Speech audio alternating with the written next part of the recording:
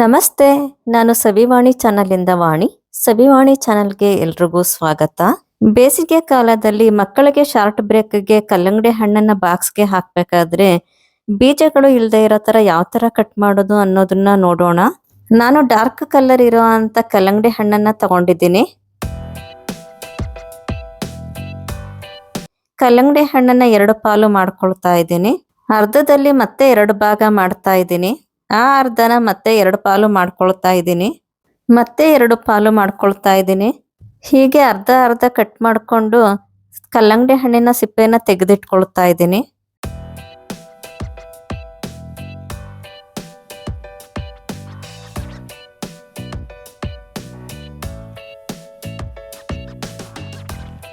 ಸಿಪ್ಪೆ ತೆಗೆದ ಹಣ್ಣನ್ನ ಕರೆಕ್ಟಾಗಿ 2 ಪೀಸ್ ಮಾಡಿದ್ರೆ ಅಲ್ಲಿ ಬೀಜಗಳು ಇರುತ್ತೆ. ಬೀಜಗಳನ್ನೆಲ್ಲ ತೆಗೆದು ನಮ್ಗೆ ಯಾವ ಸೈಜ್ ಬೇಕೋ ಆ ಸೈಜ್ ಕಟ್ ಮಾಡ್ಕೋಬೇಕು.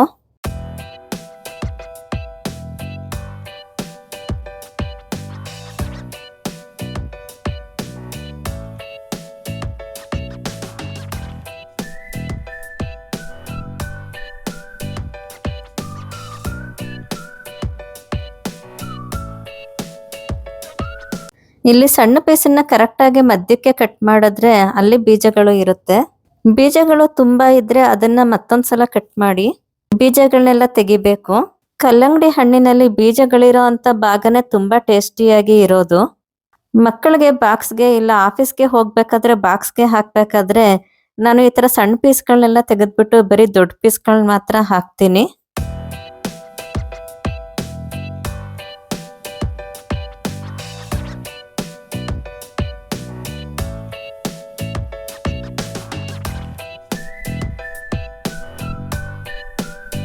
ಕಲ್ಲಂಗಡಿ ಹಣ್ಣಿನ ಹೋಳನ್ನ ಸೈಡಲ್ಲಿ ಹಿಡಿದು ನೋಡಿದಾಗ ಗೊತ್ತಾಗುತ್ತೆ ಬೀಜಗಳು ಕಪ್ಪಗೆ ಕಾಣಿಸುತ್ತೆ.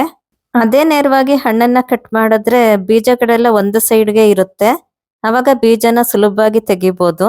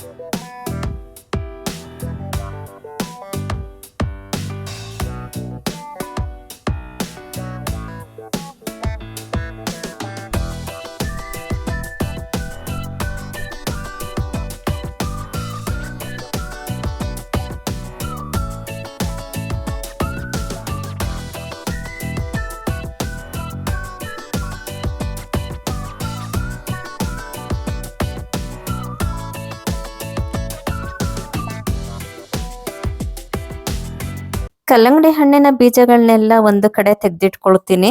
ಬಾಕ್ಸ್ಗೆ ದಪ್ಪ ದಪ್ಪ ಪೀಸ್ಗಳನ್ನ ಹಾಕಿ ಸಣ್ಣ ಸಣ್ಣದಾಗಿರೋ ಪೀಸ್ಗಳನ್ನೆಲ್ಲ ಮನೆಯಲ್ಲಿ ತಿನ್ನಕ್ಕೆ ಉಪಯೋಗಿಸ್ತೀನಿ. ಬೇಸಿಗೆ ಕಾಲದಲ್ಲಿ ಟೀ ಕಾಫಿ ಕುಡಿಯೋ ಬದಲು ಹಣ್ಣುಗಳನ್ನ ತಿನ್ನೋದು ಉತ್ತಮ. ಅದರಲ್ಲೂ ಕಲ್ಲಂಗಡಿ ಹಣ್ಣಿನಲ್ಲಿ ನೀರಿನ ಅಂಶ ಹೆಚ್ಚಾಗಿ ಇರೋದ್ರಿಂದ ಕಲ್ಲಂಗಡಿ ಹಣ್ಣನ್ನ ಬಾಕ್ಸ್ಗೆ ತಗೊಂಡೋಗ್ಬೋದು. ಮಕ್ಕಳು ಸ್ಕೂಲ್ಗಷ್ಟೇ ಅಲ್ಲ ಆಫೀಸ್ಗೂ ಕಲ್ಲಂಗಡಿ ಹಣ್ಣನ್ನ ತಗೊಂಡೋಗ್ಬೋದು. ಈ ತರ ಬೀಜಗಳನ್ನ ತೆಗೆದ್ಬಿಟ್ಟು ತಗೊಂಡೋದ್ರೆ ತಿನ್ನೋದು ಸುಲಭ. ಕಲ್ಲಂಗಡಿ ಹಣ್ಣಿನ ಬೀಜಗಳನ್ನ ಎಸೆಯೋದಕ್ಕೆ ಹೋಗೋದಿಲ್ಲ. ಕಲ್ಲಂಗಡಿ ಹಣ್ಣಿನ ಬೀಜಗಳನ್ನ ಸಪ್ರೇಟ್ ತೆಗೆದಿಟ್ಕೊಳ್ತೀನಿ. ಬೀಜಗಳನ್ನ ನೀರಿಂದ ತೊಳೆದ್ಬಿಟ್ಟು ಒಂದು ಬಟ್ಟೆ ಮೇಲೆ ಒಣಗಾಕ್ತೀನಿ. ಪ್ರತಿ ಸಲ ಕಲ್ಲಂಗಡಿ ಹಣ್ಣು ಕಟ್ ಮಾಡಿದಾಗ್ಲೂ ಬೀಜಗಳನ್ನ ಈ ತರ ತೊಳೆದು ಒಣಗಿಸಿಟ್ಕೊಂಡ್ರೆ ಬೀಜಗಳನ್ನ ಮುಂದೆ ಉಪಯೋಗಿಸ್ಬೋದು. ಕಲ್ಲಂಗಡಿ ಹಣ್ಣಿನ ಬೀಜಗಳನ್ನ ಹುರಿದ್ಬಿಟ್ಟು ಉಪಯೋಗಿಸ್ಬೋದು. ಮೂಳೆಗಳಲ್ಲಿ ಶಕ್ತಿ ಬರುತ್ತೆ ಮತ್ತು ಬ್ಲಡ್ ಶುಗರ್ ಕಡಿಮೆ ಆಗುತ್ತೆ. ನಾವು ಅಂಗಡಿಗಳಲ್ಲಿ ನೋಡಿರ್ತೀವಿ ಕಲ್ಲಂಗಡಿ ಹಣ್ಣಿನ ಬೀಜ, ಕರ್ಬೂಜದ ಹಣ್ಣಿನ ಬೀಜಗಳು ಇವೆಲ್ಲ ಎಷ್ಟು ಕಾಸ್ಟ್ಲಿ ಇರುತ್ತೆ ಅಂತ. ಈ ತರ ಸಪ್ರೇಟ್ ಮಾಡಿ ತಿನ್ನೋದ್ರಿಂದ ಬೀಜಗಳನ್ನು ಮುಂದೆ ಉಪಯೋಗಿಸ್ಬೋದು. ಮಕ್ಕಳೆಲ್ಲ ಹಣ್ಣಿನಲ್ಲಿ ಬೀಜ ಇದೆ ಅಂತಾನೆ ತಿನ್ನೋಕೆ ಇಷ್ಟಪಡೋದಿಲ್ಲ. ಕಲ್ಲಂಗಡಿ ಹಣ್ಣಿನ ಸಿಪ್ಪೆನೂ ಕೆಲವರು ಎಸೆಯಕ್ಕೆ ಹೋಗೋದಿಲ್ಲ. ಅದರಿಂದನೂ ಉಪಯೋಗಗಳಿವೆ ಅಂತ ಕೇಳಿದ್ದೀನಿ. ನಿಮಗೆ ಈ ವಿಡಿಯೋ ಇಷ್ಟ ಆಗಿದ್ರೆ ಲೈಕ್ ಮಾಡಿ, ಶೇರ್ ಮಾಡಿ ಹಾಗೂ ಸಬ್ಸ್ಕ್ರೈಬ್ ಮಾಡೋದು ಮರಿಬೇಡಿ. ನಮಸ್ತೆ.